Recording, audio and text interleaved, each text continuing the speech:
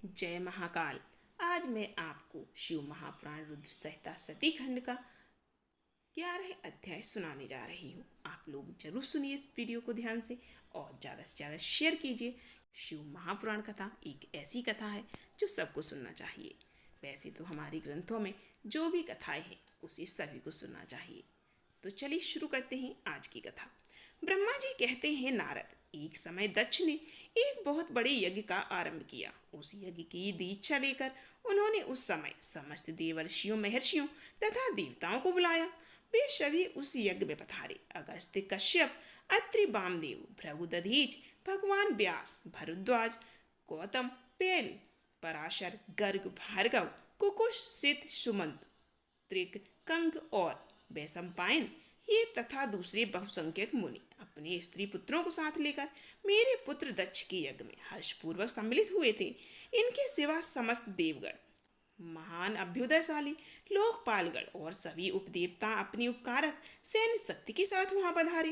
दक्ष ने प्रार्थना करके सदल बल मुझ विश्व सृष्टा ब्रह्मा को भी सत्य लोक से बुलवाया था। इसी तरह भांति भांति से सादर प्रार्थना करके बैकुंठ लोक से भगवान विष्णु भी उस यज्ञ में बुलाए गए थे। शिवद्रोही दुरात्मा दक्ष ने उन सब का बड़ा सत्कार किया। विश्वकर्मा ने अत्यंत दीप्तिमान, विशाल और बहुमूल्य दिव्य भवन बनाए थे।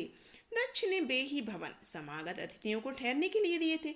सभी लोग सम्मानित हो उन संपूर्ण भवनों में यथायोग स्थान पाके ठहरे हुए थे। दक्ष का वह महायज्ञ उस समय कनखल नामक तीर्थ में हो रहा था। उसमें दक्ष ने भृगु आदि तपोधनों को ऋत्विज बनाया।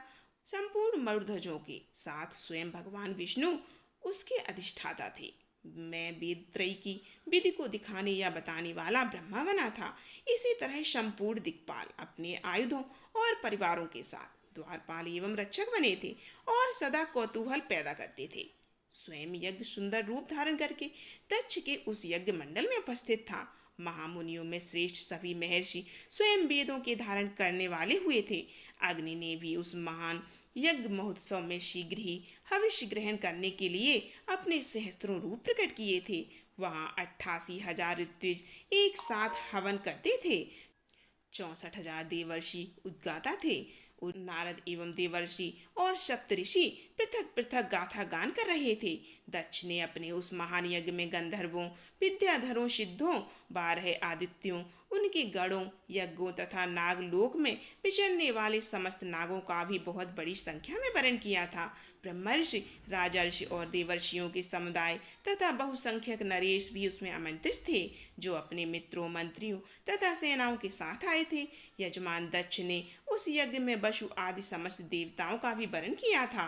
कौतुक और मंगलाचार करके जब दक्ष ने यज्ञ की दीक्षा ली तथा जब उनके लिए बारंबार स्वास्थ्य वाचन किया जाने लगा, तब वे अपनी पत्नी के साथ बड़ी शोभा पाने लगे। इतना सब करने पर भी दुरात्मा दक्ष ने उस यज्ञ में भगवान शंभु को नहीं आमंत्रित किया। उनकी दृष्टि में कपालधारी होने के कारण वे निश्चय ही यज्ञ में भाग पाने योग्य नहीं थे। सती प्रजापति दक्ष की प्रिय पुत्री थी, तो भी कपाली की पत्नी होने के कारण दोषदर्शी दक्ष ने उन्हें अपने यज्ञ में नहीं बुलाया। इस प्रकार जब दक्ष का वह यज्ञ महोत्सव आरंभ हुआ और यज्ञ मंडप में आए हुए सब ऋत्विज अपने अपने कार्य में संलग्न हो गए, उस समय वहां भगवान शंकर को उपस्थित न देखकर शिव भक्त दधीच का चित्त अत्यंत उद्विग्न हो उठा और वे यूं बोले।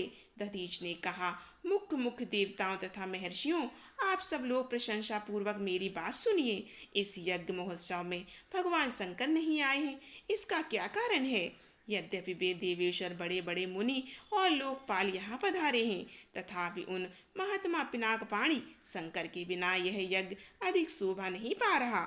बड़े बड़े विद्वान कहते हैं कि मंगलमय भगवान शिव की कृपा दृष्टि से ही समस्त मंगल कार्य संपन्न होते हैं। जिनका ऐसा प्रभाव है, वे पुराण पुरुष वृषभध्वज परमेश्वर नीलकंठ यहाँ क्यों नहीं दिखाई दे रहे? दक्ष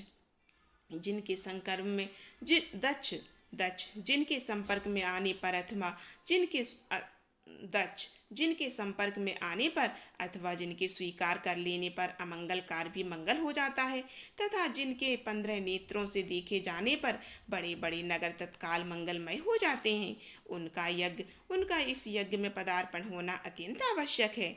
इसीलिए तुम्हें स्वयं ही परमेश्वर शिव को यहाँ शीघ्र बुलाना चाहिए, अथवा ब्रह्मा, प्रभावशाली भगवान विष्णु, देवराजेंद्र, लोकपाल गणों, ब्राह्मणों और सिद्धों की सहायता से सर्वथा प्रलय करके इस समय यज्ञ की पूर्ति के लिए तुम्हें भगवान शंकर को यहाँ ले आना चाहिए। आप सब लोग उस स्थान पर जाएं जहाँ महेश्वर देव विराजमान हैं। वहाँ से दक्ष नंदिनी सती के साथ भगवान शंभु को यहाँ तुरंत ले आएं। देवेश्वरों, जगदम्बा सहित वे परमात्मा शिव यदि यहाँ आ गए तो उनसे सब कुछ पवित्र हो जाएगा। उनके स्मरण से, उनके नाम लेने से सारा कार्य पुण्यमय बन जाता है। अतः पूर्ण प्रयत्न करके भगवान वृषभ ध्वज को यहाँ ले आना चाहिए। भगवान शंकर के यहाँ पदार्पण करते ही यह यज्ञ पवित्र हो जाएगा, अंततः यह पूरा नहीं हो सकेगा, यह मैं सत्य कहता हूँ। दधीच का यह वचन सुनकर दुष्ट बुद्धि वाले मूढ़ दक्ष ने हंसते हुए से रोष पूर्वक कहा, भगवान विष्णु संपूर्ण देवताओं के मूल हैं, जिनमें सनातन धर्म प्रतिष्ठित है। जब इनको मैंने सादर बुला लिया है, तब इस यज्ञ कर्म में क्या कमी हो सकती है, जिनमें वेद, यज्ञ और नाना प्रकार के समस्त कर्म प्रतिष्ठित हैं। वे भगवान विष्णु तो यहाँ आ ही गए हैं। इनके सिवा सत्य लोक से लोक पितामह ब्रह्मा वेदों, उपनिषदों और विविध आगमों के साथ यहाँ पधारे हैं। देवगणों के साथ स्वयं देवराज इंद्र का भी शुभ आगमन हुआ है, तथा आप जैसे निष्पाप महर्षि भी यहाँ आ गए हैं। जो महर्षि यज्ञ में सम्मिलित होने के लिए योग्य तत्व को जानने वाले हैं और दृढ़ता पूर्वक व्रत का पालन करते हैं, वे सब और स्वयं आप भी यहाँ पर पदार्पण कर चुके हैं। तब हमें यहाँ रुद्र का क्या प्रयोजन। विप्रवर, मैंने ब्रह्मा जी के कहने से ही अपनी कन्या को रुद्र को ब्याह दी थी। वैसे मैं जानता हूँ हर कुलीन नहीं है, उनके न माता है न पिता है। वे भूतों, प्रेतों और पिशाचों के स्वामी हैं, अकेले रहते हैं। उनका अतिक्रमण करना दूसरों के लिए अत्यंत कठिन है। वे आत्म प्रशंसक, मूढ़, जड़, मौनी और ईर्ष्यालु हैं। इस यज्ञ कर्म में बुलाए जाने योग्य नहीं है, इसीलिए मैंने उनको यहाँ नहीं बुलाया। अतः दधीच जी, आपको फिर कभी ऐसी बात नहीं करनी चाहिए। मेरी प्रार्थना है कि आप सब लोग मिलकर मेरे इस महान यज्ञ को सफल बनाएं। दक्ष की ये बात सुनकर दधीच ने समस्त देवताओं और मुनियों को सुनाते हुए यह सार गर्वित बात कही। दधीच बोले, दक्ष, उन भगवान शिव के बिना यह महान यज्ञ अयज्ञ हो गया। अब यह यज्ञ कहलाने योग्य ही नहीं रह गया। विशेषता इस यज्ञ में तुम्हारा विनाश हो जाएगा। ऐसा कहकर दधीच यज्ञ की यज्ञशाला से अकेले ही निकल पड़े और तुरंत अपने आश्रम को चल दिए। तदंतर जो मुख्य शिव भक्त था, शिव के मत का अनुसरण करने वाले थे, वे भी दक्ष को वैसा ही शाप देकर वहां से तुरंत निकल गए और अपने आश्रमों को चले गए। मुनिवर दधीच तथा दूसरे ऋषियों के उस यज्ञ मंडप से निकल जाने पर दुष्ट बुद्धि शिवद्रोही दक्ष ने उन मुनियों का उपहास करते हुए कहा। दक्ष बोले, जिन्हें शिव ही प्रिय हैं, वे नाम मात्र के ब्राह्मण दधीच चले गए। उन्हीं के समान जो दूसरे थे, वे भी मेरी यज्ञशाला से निकल गए। यह बड़ी शुभ बात हुई। मुझे सदा यही अभीष्ट है। देवेश, देवताओं और मुनियों में सत्य कहता हूँ, जिनके चित्त की विचार शक्ति नष्ट हो गई है, वो मंद बुद्धि हैं और मिथ्यावाद में लगे हुए हैं। ऐसे वेद बहिष्कृत दुराचारी लोगों को यज्ञ कर्म में त्याग ही देना चाहिए। विष्णु आदि आप सब देवता और ब्राह्मण वेदवादी हैं, अतः मेरे इस यज्ञ को शीघ्र ही सफल बनाएं। ब्रह्मा जी कहते हैं, दक्ष की यह बात सुनकर शिव की माया से मोहित हुए समस्त देवर्षि उस यज्ञ में देवताओं का पूजन और हवन करने लगे। मुनीश्वर नारद, इस प्रकार उस यज्ञ को श्राप मिला, उसका वर्णन किया गया। अब यज्ञ के विध्वंस की घटना को बता रहा हूँ, इसे तुम ध्यान पूर्वक सुनो। आगे की कथा में हम आपको बताएंगे कि कैसे दक्ष का यज्ञ विध्वंस किया गया, कैसे भगवान ने रुद्र रूप धारण करके यज्ञ को विध्वंस कर दिया। तो अगली वीडियो जरूर देखिए और वीडियो को लाइक एंड सब्सक्राइब जरूर कीजिए।